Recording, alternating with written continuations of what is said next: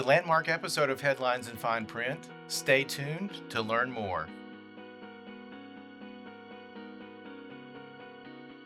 Hello and welcome to Headlines in Fine Print. I'm Dion Williams, President and CEO of Piedmont Advantage Credit Union, and I'm glad you're here. Now, before we get into today's content, just want to remind you that we archive all of our episodes on YouTube and Spotify. If you hear something today that's of interest, or if you want to go back and check out past episodes, we invite you to do that. Now, I mentioned that this was a landmark episode in more ways than one, so let's talk about what that means. First of all, this is the 50th episode of Headlines in Fine Print.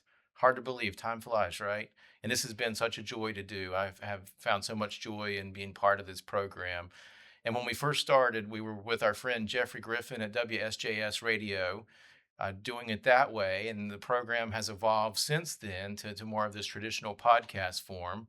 And also would like to take this opportunity to give a shout out to Logan Angel, who's behind the camera, part of our marketing team, but also has been a tremendous resource in terms of show format, ideas, and guest hosts, as we've done in some recent episodes. So thank you, Logan, for all of that. So in honor of our 50th episode, let's take a few moments to talk about some topics that we've covered during our time together.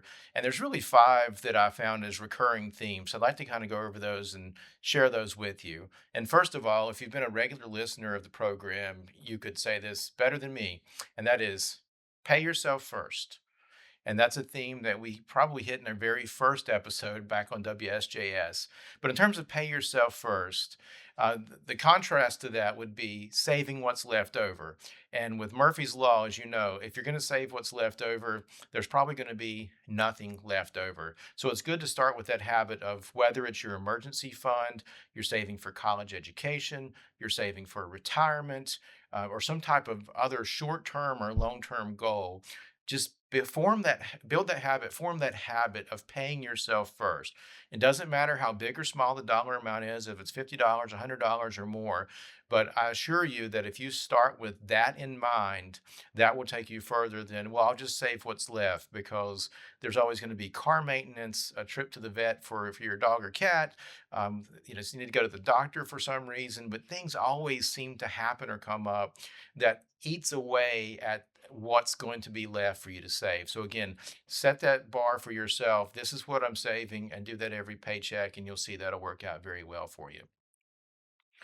Secondly, we talked a lot about the quote unquote Christmas Club concept. And it's ironic, we're in the month of July. And I think the very first time I did this one was kind of a Christmas in July theme, saying, hey, it's not too late to save for the holidays for this year. But when I say Christmas Club account, I kind of mean that more generically, because it can be for any purpose.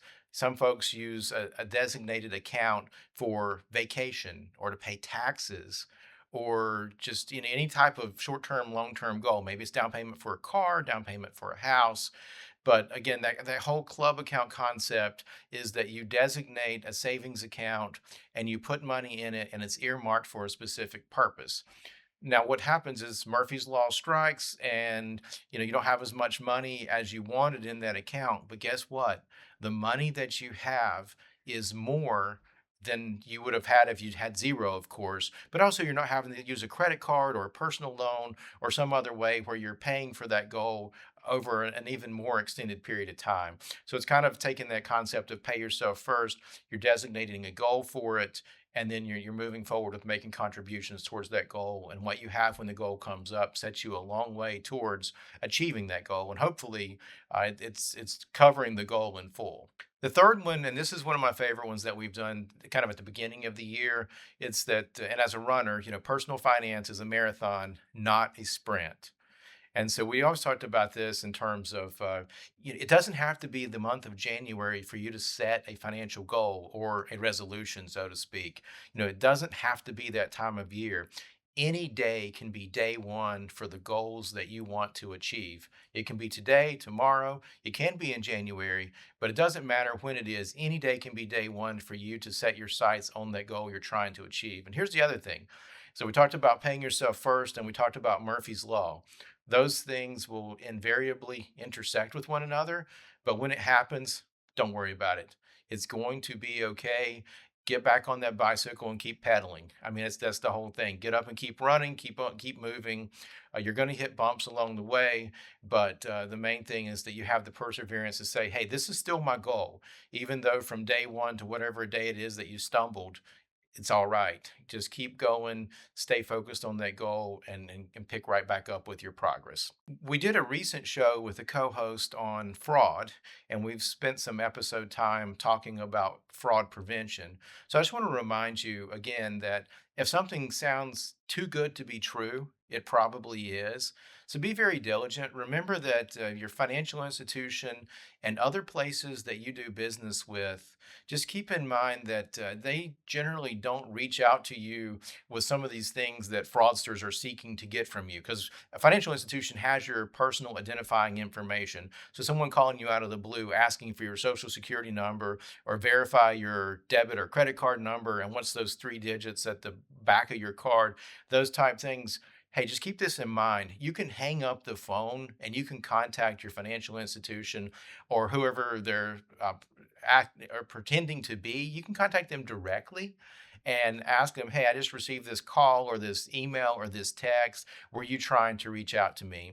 And one of the great things about credit unions is we know that you have employees that you love coming to for advice, to process your transactions, to talk to about major life events. So don't be afraid to pick up the phone, or if you're in the branch, talk to those folks and say, "Hey, were you reaching out to me for this particular purpose?" Because the thing with fraudsters is they're trying to create a false sense of urgency. They're trying to get you to commit to something right then and there, and they want to get that information and move on so they can move on to their next target. So, again, with fraud, I'm encouraging you to be skeptical, be suspicious, and it is okay to ignore that email, ignore that text, hang up the phone, and call people that you know and trust at these businesses where you work with and ask them, "Hey, what's going on here?" Because fraudsters with technology, unfortunately, have become more sophisticated in their efforts. So you can be your best advocate by reaching out directly, to those folks that you know and trust. And then the last thing I'd like to talk about is on the legislative front. So we did a couple of episodes actually, because with the big beautiful bill at the federal level, that was a piece of legislation in which the tax exempt status of credit unions was coming under assault. Now, again, credit unions are bipartisan. We work with both sides of the aisle. Our only interest in politics is legislation that affects credit unions directly or our members. So it's a big, beautiful bill. The tax exempt status of credit unions was under attack. And just remind you that credit unions pay all kinds of taxes. The one exemption is on the federal income tax, and that's because as a cooperative, we give the money back to you, the member of the credit union, and we do that in three ways. And I know I'm being repetitive from past episodes, but it bears repeating. We give money back to our members through better rates on deposits and loans. We have a low fee structure because of our tax exempt status that we're able to, again, share with you by having a lower fee structure. We invest in technology and branches and expanding into parts of the community where we can, do more, reach more people, help folks out with their financial goals. And then last but not least, we build up what I've called the rainy day fund. We save money and reserves for things. More recent example would be COVID-19. You have a pandemic happen, and you have reserves when earnings are down and just the whole economy's in a tough spot. So again, our quote unquote profits are going back to our member owners, and that's why that exemption existed and why it still exists. And I'm happy to say that from a defensive measure, our tax exemption did survive the big beautiful bill. Now, Piedmont Advantage Credit Union is a state chartered credit union, and in that realm, we also had legislation that it's interesting. I've been at the credit union for a little over 7 years now, and this was one of the first projects I got involved with at Piedmont Advantage. But we were seeking a bill to modernize the state charter in North Carolina, and I'm happy to say that Senate Bill 595 was passed by both chambers of the North Carolina legislature and signed into law by the governor very recently. So the state charter is modernized, and I'm not going to give my age on the air here, but in my lifetime, this is the most meaningful change that's happened to the state charter during that time. So we're really pleased with that. But just shows you that as credit unions, we talk about the cooperative principle and cooperation among cooperatives. And this is where credit unions came together at the state and worked on this seriously for a number of years and got a finished product that strengthened our state charter for future generations. So that's a sample of some topics that we've dedicated some airtime to during our time together over the past few years.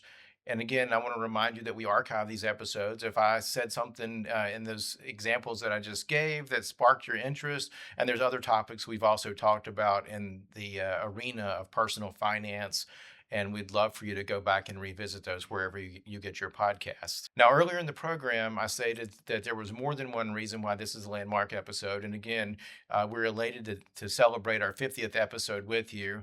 But the second reason, this is more of a bittersweet note, but this is going to be the last episode of Headlines in Fine Print. And the reason why is that Piedmont Advantage Credit Union is going to merge with Reliant Federal Credit Union, our friends and neighbors also located in Winston-Salem. And the legal day of that merger is anticipated to be September 1st. And one thing I'd like to ask if you're listening to the program and you're a member of Piedmont Advantage is that you support the merger by voting to approve when you receive your ballot. They're actually going out this week, the week of July 6th, to members. But us working with Reliant is going to give our members access to over 40 branches, improved technology, a larger footprint in more communities, and we have a shared culture and values in terms of giving back to the community. We did a program recently on the Color Run, which is the flagship event each year of the PACU Foundation, and Reliant supported that with us this year and made a very generous matching donation to the funds raised. And we ended up with $54,000 from this year's event that we're happy to share with charities that do really good work in the communities we serve in terms of helping folks through financial hardship. So again, just wanted to share that with you today that this is our last episode in anticipation of the pending merger. We're excited about the future and what that holds for not only the staff of Piedmont Advantage Credit Union, but for the 28,000 members that we're privileged to serve. Thank you so much for joining us for this episode of Headlines in Fine Print. And also, thank you for joining us over the past 50 episodes of Headlines in Fine Print. Again, it's been my pleasure, my privilege, and a true joy and labor of love to do this program with you.